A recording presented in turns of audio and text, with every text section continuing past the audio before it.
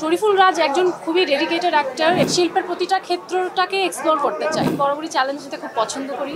Debut তো আমার Fatima cinema ছিল, বাট আমি ওটাকে ওভাবে ডেবিউ বলবো না, ওটা 7 বছর আগে একটা ছবি। বাট আই এম হ্যাপি ওটা রিলিজ হয়েছে, ওটার একটা মেরিট ছিল, ওইটা অডিয়েন্স ক্রিটিক্স যাদের পছন্দ হয়েছে। বাট আমার ইচ্ছা ছিল সবসময় কমার্শিয়াল সিনেমা দিয়ে আমার ডেবিউ হবে, এবং আমার মনে হয়েছে যে এটার থেকে পারফেক্ট প্রজেক্ট আর হতে পারে না।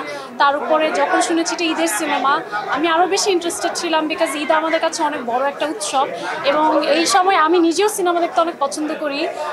এই জন্য আমি চেয়েছি যে এবার তাহলে আমার নিজের সিনেমা নিজে দেখবো, এটার থেকে আনন্দের তো আর কিছু হতে পারে।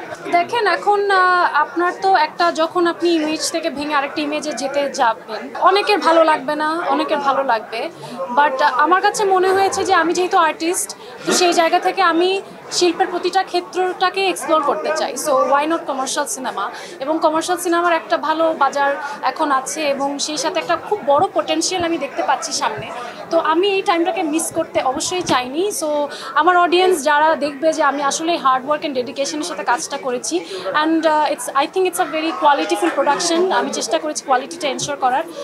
অডিয়েন্স আমাকে ভালোভাবে অ্যাকসেপ্ট করে নিবে বলে আমার ধারণা। হ্যাঁ, আমার তো আসলে আপনাদের সবার রিয়াকশন দেখে খুবই ভালো লেগেছে, এবং প্রতিটা মানুষ ক্যামেরা কীভাবে এভাবে করে নাচছে, তো ডেফিনেটলি ইটস আ ব্লেসিং যে আপনারা যখন একটা ডান্স নাম্বার করেন, তো সেই ডান্স নাম্বারে যদি মানুষ নাচতেই না পারে, তাহলে তো ওইটা ডান্স নাম্বারই হলো না। সো ডেফিনেটলি আমি আমার সর্বোচ্চ দিয়ে নেচেছি, এবং আমার কাছে মনে হয়েছে যখন কেউ আমার পারফরমেন্স দেখবে, তাদের ওটা দেখেই যাতে নাচতে ইচ্ছা করে। তো আমি চেষ্টা করেছি সেভাবে পারফরমেন্সটা করার। আমার মনে হয় এবারের ঈদটা আমার ইনসাফময় হতে যাচ্ছে, আর কোনো কিছু নিয়ে কোনো পরিকল্পনা নেই।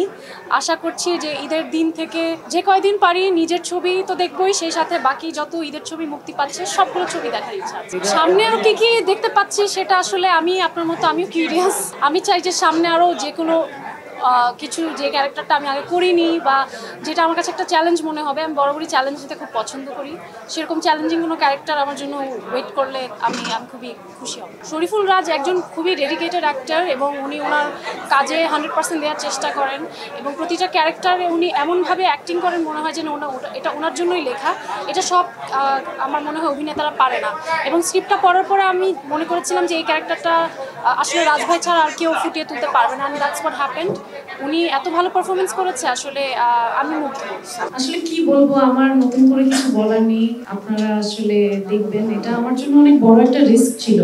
আমি যখন নাটকে কাজ শুরু করেছি, তারপর সেখান থেকে ব্রেক নিয়ে ওটিতে গিয়েছি, অনেকেই বলেছে কেন করছি এটা, আমি নাটকে ভালো ছিলাম। তারপর ওটিতে সাকসেস পাওয়ার পরে অনেকেই বলেছে কেন চলচ্চিত্রে যাচ্ছি, ওখানেই ভালো ছিলাম। কিন্তু আমার কাছে আসলে মনে হয়েছে একটা জায়গায় অনেকদিন বেশি ভালো আমি থাকি না। আমার নতুন নতুন চ্যালেঞ্জ নিতে খুব ভালো লাগে, এবং আমার মনে হয় যে সবসময় নিজেকে কিভাবে নেক্সট লেভেলে নেওয়া যায়, কিভাবে আরো নিজের কাজের ব্যাপ্তি বা নিজেকে পুশ করে এমন জায়গায় নিতে চাই যেখানে আমার মনে হয় যে আচ্ছা ঠিক আছে, আমি আমার সর্বোচ্চ চেষ্টা করেছি আমাদের ইন্ডাস্ট্রিতে ভালো কোনো কাজ করার। তো সবসময় এটাই আমার ধ্যান জ্ঞান, এটাই আমার থাকে ভাবনা। সেই জায়গা থেকে আমার কাছে মনে হয়েছে ইনসাফ আমাকে ওই নেক্সট লেভেলে নেওয়ার মতো একটা কাজ, এবং এই কাজটার মাধ্যমে আমি যেটা অ্যাচিভ করতে চেয়েছি, চেষ্টা করেছি সেটাই করার। এবং আমাদের পুরো টিম, আমাদের প্রডিউসার, ডিরেক্টর, আমাদের কাস্ট, ক্রিউ, সবাইকে আমি আন্তরিকভাবে ধন্যবাদ জানাতে চাই এত সুন্দর করে ছবিটা শেষ করার জন্য, এবং এত কোঅপারেটিভ ছিল সবাই। সো আই হোপ আপনাদের সবার ভালো লাগবে, এবং ডিফারেন্ট কিছু করার ট্রাই করেছি। ইকোনমিতে একটা কথা আছে, high risk high reward. So definitely it was a high risk for me. I'm hoping for a high reward. Thank you.